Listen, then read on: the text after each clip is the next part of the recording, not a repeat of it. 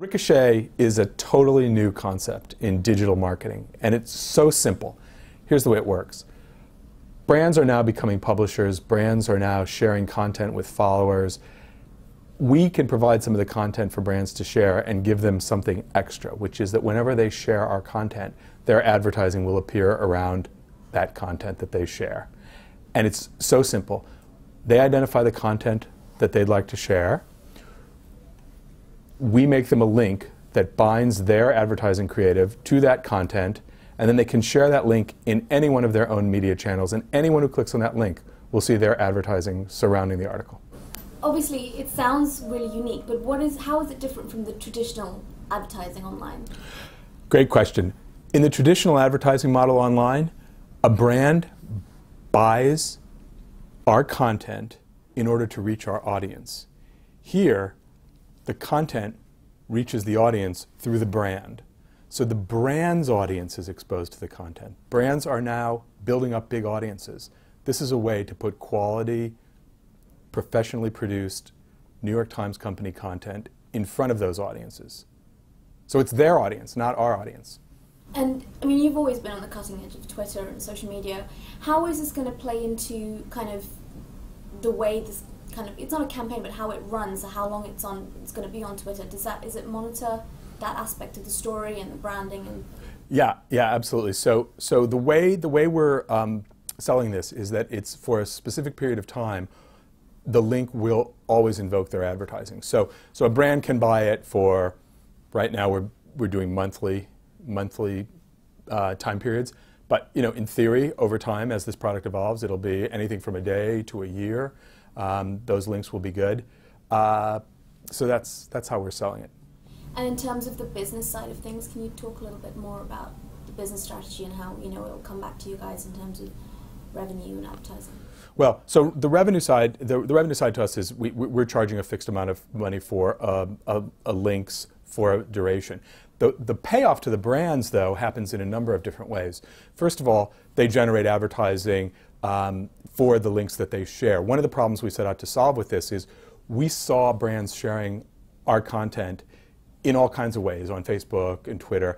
And for a brand sharing our content, when their customer clicks through on that content, they might see advertising for a competitive brand. They might see advertising for a completely different kind of brand than the brand that they're following. So we wanted to solve that problem. When a brand shares our content, they ought to be able to have that content appear with their messaging around it. So that's the first set of value for a brand.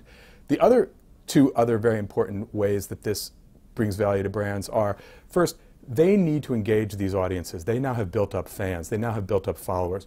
What do those followers want from them? We've done research that suggests that those followers want not just information about the brand, but information relevant to their interests, information that meets their needs, information that informs them, that enlightens them.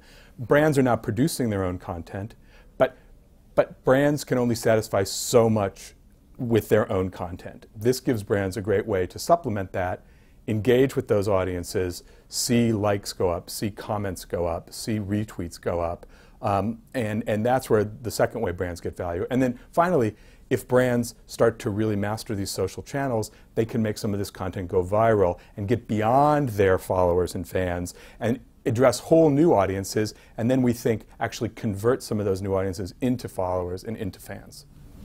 And in terms of the for the future, in terms of multimedia, now this content is, as I understand it, largely print-based or written.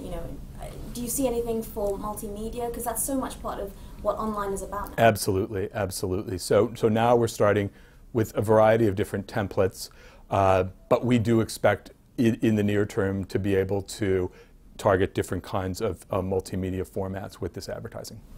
And just kind of going back to the beginning, what actually inspired you to have this kind of new synergy between advertising and content? Because it's very unique, so what inspired you? Yeah, that's a great question. So we were actually inspired by watching through a new visualization tool that we have called Cascade, watching our content go viral and seeing who in the mix was actually stimulating lots of sharing of our content. And we saw, to our surprise a little bit, that many brands share our content, and many brands have great power to generate views of that content. And we thought, well, how can we create something that gives more value to those brands that share? How can we make sure that the content that they share brings them back to pages that have their marketing message? And then it all sort of came together with this very simple construct of making them a unique link that they can then use, and for whatever duration of time, that link will bind their advertising to our content through Ricochet. And you mentioned templates earlier on for brands. I mean, obviously each brand is very unique. So how did you kind of cater to the diversity of a brand, and kind of how did you incorporate that into your templates? Well, right now, when a brand chooses an article to share, they can choose from a variety of templates in which we present articles. So the article will always appear on our site in our templates, but there's some diversity to it. So if a brand wants to share like a big advertising unit versus a leaderboard versus a large rectangle, we have templates that can present our content with their messaging in any one of those formats. And you'll be developing that further, obviously. Yeah, and as we bring in new multimedia types, et cetera, as you mentioned. Any idea on how long it will take to? Well, this is an ongoing initiative. The next stop on our development path is to turn this into a self-service tool so that brands can actually log in, find the content they want, upload their creative, and then send it to us. We have an editorial checkpoint, and then we make it live. So that allows many brands to participate in this.